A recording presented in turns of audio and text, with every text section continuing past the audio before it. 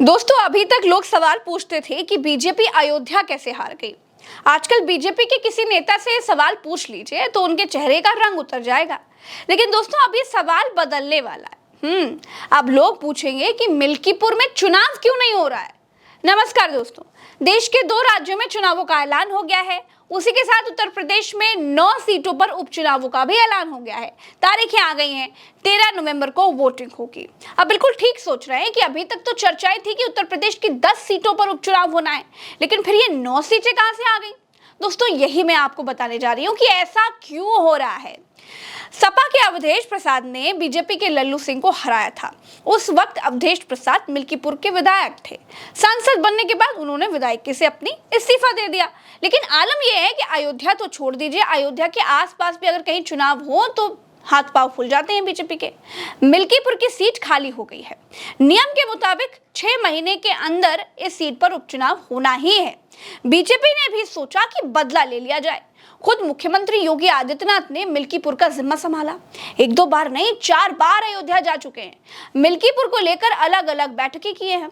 प्रत्याशियों के नामों का पैनल तक तैयार हो रहा था। लेकिन जब चुनावों की तारीखों का ऐलान हुआ तो 10 नहीं, सिर्फ 9 सीटों पर घोषणा हुई। चुनाव आयोग ने कह दिया कि मिल्कीपुर को लेकर के एक याचिका कोर्ट में विचाराधीन है, इसीलिए वहां अभी चुनाव की घोषणा नहीं होगी। जैसे ही ये बात सामने आई, हर किसी के मन में सवाल आया कि ये कौन सी याचिका है। अभी तक तो ऐसी कोई बात ही नहीं थी। मिल्कीपुर में बीजेपी के नेता लगातार जा रहे थे, दौरे कर रहे थे। अरे मुख्यमंत्री जी खुद जा रहे थे। फिर अचानक ये याचिका कहां से आ गई। तो दोस्तों, पता चला कि 2022 में मिल्कीपुर में अवधेश प्रसाद जीते थे और उनके चुनाव को पूर्व विधायक बाबा गोरखनाथ ने कोर्ट में चैलेंज करते हुए एक याचिका लगाई थी। मिल्कीपुर में 2022 के विधानसभा चुनाव में अवधेश प्रसाद को 1 लाख से ज्यादा वोट मिले थे। उन्होंने भाजपा के बाबा गोरखनाथ को 13,000 वोटों से हराया था। बाबा गोरखनाथ को 90,567 वोट मिले थे। बाबा गोरखनाथ ने बताया कि अवधेश प्रसाद ने नॉमिनेशन के समय जो हलफनामा यानी कि नोटरी दाखिल किया था, उसकी डेट एक्सपायर थी। नियम है, नोटरी की डेट एक्सपायर है तो नॉमिनेशन कैंसिल कर दिया जाता है। कई प्रत्याशियों के पर्चे पहले भी रद्द हो चुके हैं। पहले भी ऐसे गलत डॉक्यूमेंट दाखिल हुए और पर्चा रद्द हुआ। लखनऊ हाई कोर्ट में मामले की सुनवाई चल रही है। कितनी गजब की बात है, मिल्कीपुर में 2022 में चुनाव हुआ। मोटा मोटा 2.5 साल हो गए। मिल्कीपुर के विधायक अवधेश प्रसाद सांसद बन गए। सांसद बने हुए भी उनको लगभग 4 महीने हो गए, लेकिन मामला वहीं अटका है, एक याचिका पर। और पता चल रहा है कब, जब चुनाव की तारीखों का ऐलान होना था। क्या बीजेपी अयोध्या में मिली हार से इतनी घबराई हुई है, बीजेपी को इतना डर लगने लगा है कि वो चुनाव में जाना ही नहीं चाहती। सपा ने तो अवधेश प्रसाद के बेटे अजीत प्रसाद को टिकट भी दे दिया था। लेकिन बीजेपी को ऐसा लगने लगा था कि मिल्कीपुर में चुनाव हुआ तो उसका असर बाकी की सीटों पर भी रहेगा। अवधेश प्रसाद अपने बेटे को जिताने के लिए पूरी ताकत झोंकेंगे। हार अभी ताजा मिली थी।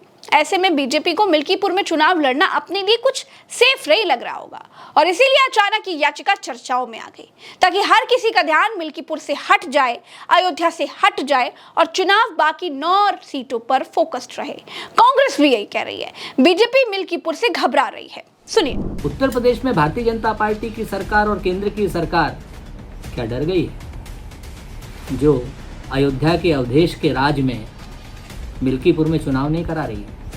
क्यों नहीं करा रही है उपचुनाव? बाकी जगहों पे आपने 9 उपचुनाव कर दिए और याद रखिए 9 की 9 सीटें इंडिया अलायंस जीतेगा। सिंबल किसका किस सीट पर होगा ये हमारा हाईकमान तय करेगा, अखिलेश यादव जी तय करेंगे। लेकिन 9 की 9 सीटें हिंदुस्तान में इंडिया गठबंधन उत्तर प्रदेश में जीतने जा रहा है और भारतीय जनता पार्टी की आतताई सरकार को, जो बहराइच का दंगा रोकने में विफल है, जो महिलाओं की सुरक्षा करने में विफल है, जो छोटी छोटी बच्चियों की सुरक्षा करने में विफल है, ऐसी सरकार को मुंह तोड़ जवाब देने जा रहा है। दोस्तों, महाराष्ट्र झारखंड का चुनाव, 2 लोकसभा सीटों का उपचुनाव, 48 विधानसभा सीटों का उपचुनाव है। लेकिन हर कोई बात कर रहा है मिल्कीपुर के बारे में। जाहिर सी बात है कि 9 सीटों के उपचुनाव में भी मिल्कीपुर मुद्दा बनेगा।